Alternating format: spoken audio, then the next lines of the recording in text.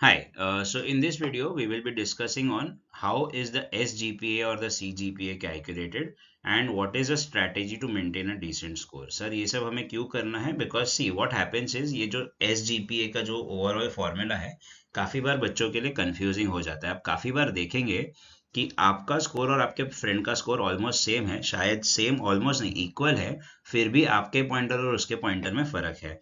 हो सकता है कि शायद आपके मार्क्स एक दो मार्क कम है, फिर भी आपका पॉइंटर आपके दोस्त से ज्यादा है या इक्वल है. तो ये क्या सिचुएशन है, what is this exactly and how is this calculated. तो लेट अस डिस्कस कि ये पॉइंटर सिस्टम एग्जैक्टली क्या है और किस तरह से स्कोर्स कैलकुलेट किए जाते हैं एंड पॉइंटर सिस्टम इंपॉर्टेंट क्यों है. ओके तो first thing is it is important for campus placements. अगर कैंपस प्लेसमेंट्स की हम बात करें तो कैंपस प्लेसमेंट्स में क्या होता है कि जब कंपनी एक आती है प्लेसमेंट्स के लिए आपके कॉलेज में, तो वो लोग के पास तो कोई इवैल्यूएशन पैरामीटर है नहीं कि बच्चा कितना स्मार्ट है, कितना ब्राइट है, कितना आउटगोइंग है. वो सब पैरामीटर्स तो उनके पास नहीं है. तो वो लोग सिंपल बोलते हैं कॉलेज के जो भी आपके ट्रेनिंग एंड प्लेसमेंट सेल के टीम को कि भाई हमें हमारे इंटरव्यू में 7 पॉइंटर के ऊपर के बच्चे चाहिए. अब आप अगर कितने भी ब्राइट हो, कितने भी अच्छे हो, कितने भी आउटगोइंग हो, कॉन्फिडेंट हो, बट अगर आपको 6.9 पॉइंटर है तो वो कंपनी आपको इनवाइट नहीं करेगी irrespective of your other capabilities. तो सर काफी जगहों पे कैंपस प्लेसमेंट में आपके पॉइंटर्स बहुत मैटर करते हैं. Okay second is for abroad education. अगर आप कोई अब्रॉड यूनिवर्सिटी में अप्लाई कर रहे हैं तो आपके जो पॉइंटर्स है वो बहुत बड़ा वेटेज रखते हैं apart from your GRE, TOEFL and IELTS course, कि आपको स्कॉलरशिप मिल सकती है, ट्यूशन फी वेवर मिल सकता है, कुछ और अच्छे बेनिफिट्स मिल सकते हैं आपके स्कोर्स के वजह से, इंटर्नशिप वहां पे मिल सकती है. तो ये सारी चीजें बहुत मैटर करती है अगर आपका एक पॉइंटर अच्छा रहा तो. एमबीए के एडमिशन्स और इंटर्नशिप्स के दौरान भी ये चीज बहुत मैटर करती है, क्योंकि एमबीए की जो टॉप कॉलेजेस है, जैसे मैं आईआईएम्स की बात करूँ या जमनालाल बजाज है या एफएमएस है, तो ये सारी कॉलेजेस में क्या होता है कि वो लोग सिर्फ आपके कैट के या सीईटी के स्कोर्स नहीं देखते, वो लोग आपके 10th 12th और ग्रेजुएशन के मार्क्स भी कंसिडर करते हैं.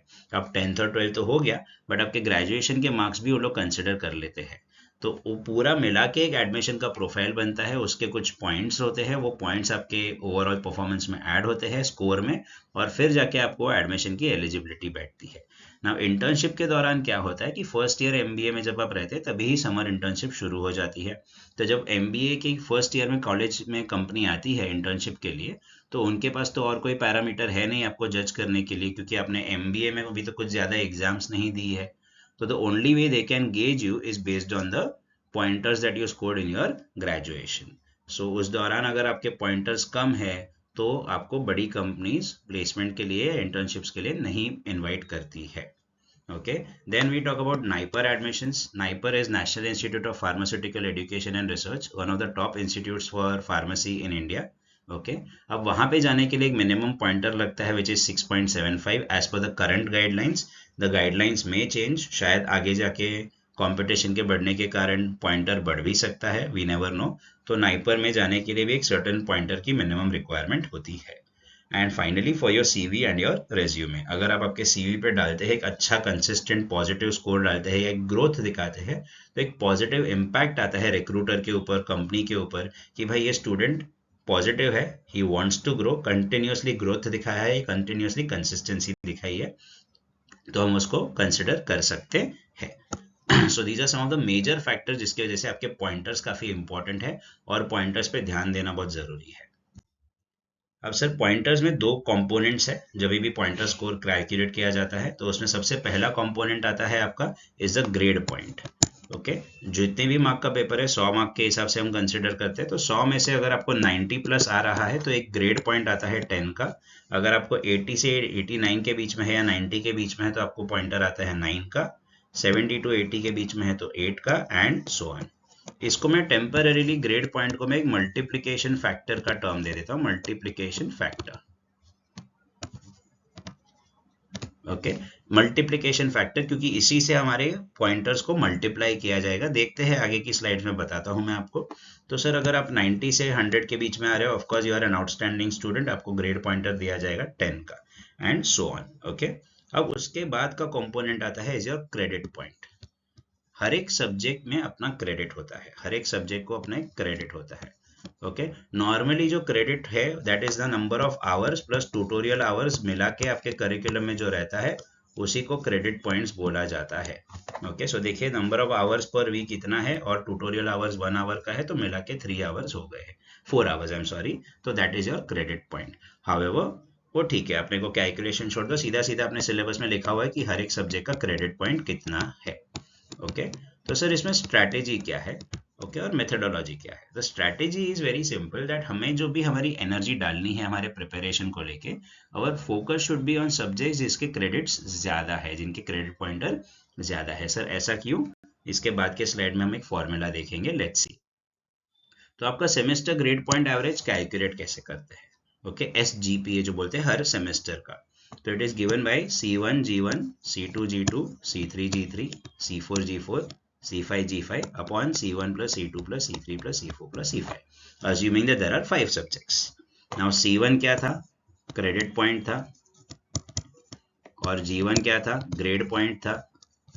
Grade point was at multiplication factor जो हमने डिस्कस किया, और क्रेडिट पॉइंट जो सिलेबस के बाजू में लिखा था 4 4 2 2 सो ऑन। ओके, तो credit point multiplied by grade point, ये मल्टीप्लिकेशन के बाद सारे ही सब्जेक्ट्स के हर एक प्रोडक्ट को ऐड करते हैं। ओके, और फिर divide by total number of credits for that given semester. ये जो फॉर्मूला बनता है, इस फॉर्मूला से मिलता है आपका SGPA। ओके, मतलब फिर सिंपल एग्जांपल, अगर मेरे पास 2 सब्जेक्ट्स है, साधारण भाषा में 2 सब्जेक्ट्स है, एक सब्जेक्ट का क्रेडिट है 3, एक सब्जेक्ट का क्रेडिट है 4। ओके, 3 and 4, और मुझे इसमें मिला है 7 पॉइंट ग्रेड पॉइंट में, और मुझे इसमें मिला है 8। तो 4 7 28 होता है। ओके, और 3 8 24 होता है, और 4 + 3 हो जाता है 7।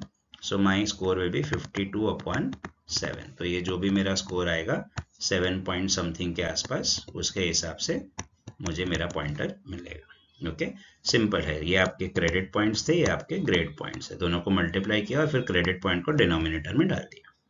इतना सा सिंपल सा फॉर्मूला है। अब ये फॉर्मूला का यूज कैसे करना है, हमें पता तो चल गया फॉर्मूला क्या है। अब आगे देखते हैं। सर आपने स्टार्टिंग के स्लाइड्स में बोला था कि सेम स्कोर होने पे भी अलग अलग पॉइंटर्स हो सकते हैं, ऐसा क्यों हुआ सर? तो अगली स्लाइड पे देखते हैं। सो इस केस में हम एक एग्जांपल ले लेते हैं। हमारे पास 2 स्टूडेंट्स हैं, student A and student B। मैंने 4 सब्जेक्ट्स लिए हैं, जिसमें 2 सब्जेक्ट्स 4 क्रेडिट वाले हैं और 2 सब्जेक्ट्स 2 क्रेडिट वाले हैं। स्टूडेंट A को पहले एग्जाम में 95, दूसरे वाले में 95, तीसरे में 75, चौथे में 75।